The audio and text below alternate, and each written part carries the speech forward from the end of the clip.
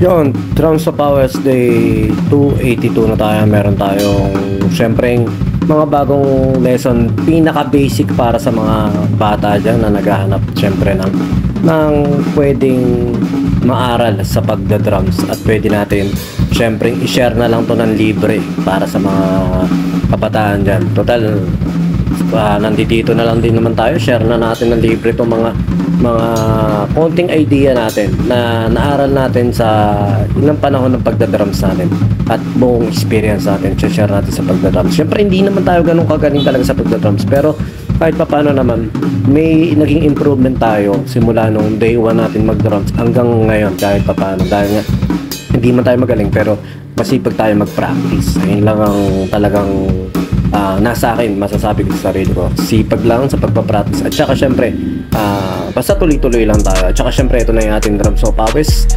Tuloy-tuloy lang tayo kahit paulit-ulit na lang yung mga basic lesson natin. Day 282 na tayo na ating drums so Powers, at saka meron tayong mga basic beat dito na kaduktong syempre ng mga pattern o mga sinishare natin kahapon. Ito yung sabi ko nga doon kahapon sa video natin, ito yung mga basic pattern na hinimay natin na nakahiligan ko isulat tong araw. Basta matagal na yun. Tinaray natin na magsulat, mag-improvise na mga ilang beat na pwede natin sigurong practicein o pwede natin maging exercises.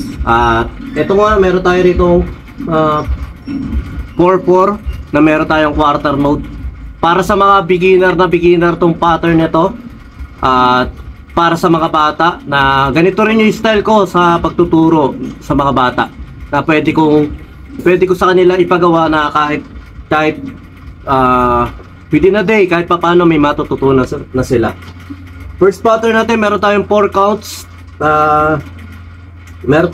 counts, tapos meron tayong 4 measure. Ibig sabihin, meron tayong sa isang bara, meron tayong 4 counts, patapos sa isang whole na meron tayong 4 measure.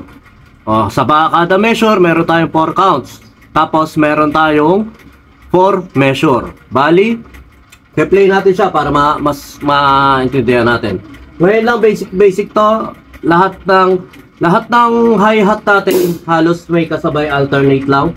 1, 2, 3, 4. Ito lang ang count natin. 2, 3, 4. Tapos ang pinaka basic natin, meron tayong bass sa kick, meron tayong bass sa snare, meron tayong bass sa kick. Ganyan na, 1, 2, 3, 4. Hindi rin mo natin gagamitin yung rim shot. Ang gamitin lang natin yung pinaka tip nito sa pinaka center. 1, 2, 3, 4. 1, 2, 3, 4. Tapos ang position nung kamay natin lagi hanggang maaari naka-triangle. Yan, naka-triangle tayo. Dito. Wag yung, pero syempre kanya-kanya perspective yan. Pero hanggang maaari ang sineshare natin dito yung mas magiging komportable tayo. Pero kanya-kanya nga tayong komportablehan. Pero mas accurate, nasa gitna nga, para mas buo, mas nakakahinga yung tunog kaysa rito. Kasi napaka parang pigil yung tunog natin pag nandito tayo, parang ang nipis. Pero dito ang kapal nung tunog niya, parang mas humihinga pag sa gitna. Ganun man dito. Hanggang maaari, pwede rin natin naman tong pinaka-tip, pero hanggang maaari ito. Kaso nga lang, medyo mabilis mahupo yun. Kaya kung mapagkasama mo itong pinaka-tip na to, dito natin sa taas. Pag ganito kasi masyado rin na manipis ang tunog. Para sa akin lang. Yan. Kaya hanggang maaari ito, dito natin ginagamit. Huwag masyado rito kasi nga masyado nang uupod eh. Yan. 1, 2, 3, 4. 1, 3, 4. 1, 2, 3, 4. Ayan muna. Tapos 4 bars natin siya ipe-play ha. Bilangan nyo. 1, 2, 3, 4. 1, 2, 3, 4. 1, 2, 3, 4. 1, 2, 3, 4. Ang ibig sabihin ng 4 bars, 4 na beses natin siyang ipe-play yung 1, 2, 3, 4. Tapos dinivide na natin yung 4 bars na yon sa kada measure. Sa kada measure naman, meron tayong 4 counts nga. Okay? Meron tayong 4 na bara na meron tayong kada measure may 4 na counts. Basta ganun lang. O, para to sa mga bata, para to sa mga mag-uumpisang-umpisa pa lang na makakapanood o maaaring madaanan ng video na to. Ngayon lang. Tapos meron tayong second pattern. 1, 2, 3. Ay, sorry. 1, 2, 3, 4. 1, 2, 3, 4. 1, 2, 3, 4. 1, 2, 3, 4. 1, 2, 3, 4. 1, 2, 3, 4.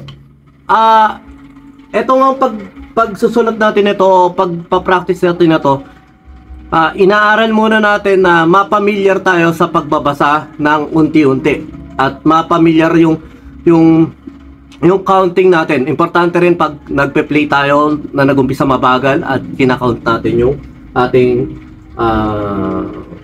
ating binabasa. Okay, meron tayo rito third pattern. Basic lang din ulit. Sabi ko nga may binabawasan lang tayo, may tinatanggal lang tayo. Pero maaari makatulong to sa atin sa sight reading natin at sa pag-explore natin paunti-unti para mapamilyar tayo sa mga pattern at madisiplina natin yung sarili natin. Okay, third pattern. 1, 2, 3, 4. 1, 2, 3, 4. 1, 2, 3, 4. 1, 2, 3, 4. Okay? Mapapansin nyo, halos pare-pareho lang naman, pero meron lang tayong inuusad niya na pattern na tatanggalin lang natin sa 2, tatanggalin lang natin sa 4. Ganon. Next pattern. The same naman na tinanggal lang natin dito yung kick. 1, 2, 3, 4. 1, 2, 3, 4. 1, 2, 3, 4. 1. Okay, next pattern. Isang mabilis lang to. Sabi ko nga, exercises lang to ng mga bata na pwedeng mapamilyar sa pagbabasa at maunti-unti nila. At tinatry nga din natin to para makita ko rin yung mga pattern na naisulat natin at na-challenge sa ating kasi sarili natin na makapagsulat ng mga ilang bit ng araw. Okay, fifth pattern.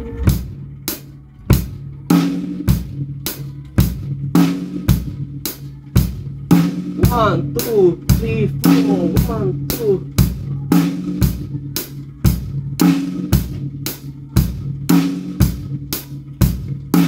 Okay? Lang muna siguro kasi masyadong yung kabila tatalo na naman tayo sa ibang pattern. Isa-isa lang muna siguro yung 5 pattern na yon.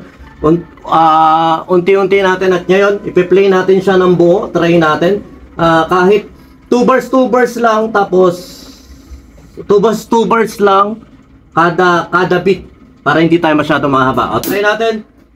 1.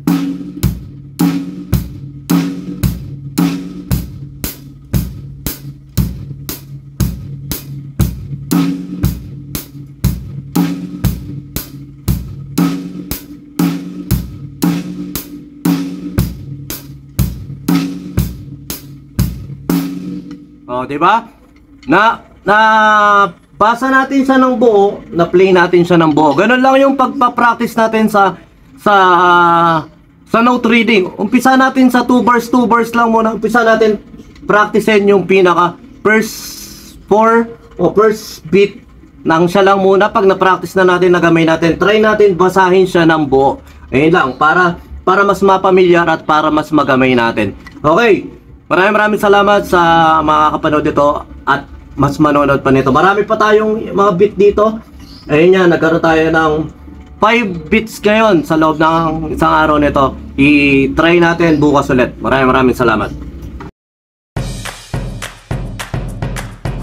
BJAM Lights and Sounds. Yun mga boss, baka may mga upcoming events kayo na parating dyan gaya ng binyag, kasal, debut, At kahit anong okasyon na kailangan nyo ng banda, acoustic band, full band, sequencer, meron po kami at kaya po namin kayong matulungan sa mga paghahanap nyo sa mga pangailangan nyo sa inyong okasyon. At ayun, maraming salamat sa mga tropa natin syempre na nagsishare, nagla-like at nagsusubscribe sa atin sa ating YouTube channel. At saka maraming salamat syempre sa mga boss natin na patuloy na nag-hire sa atin. Maraming salamat po ulit.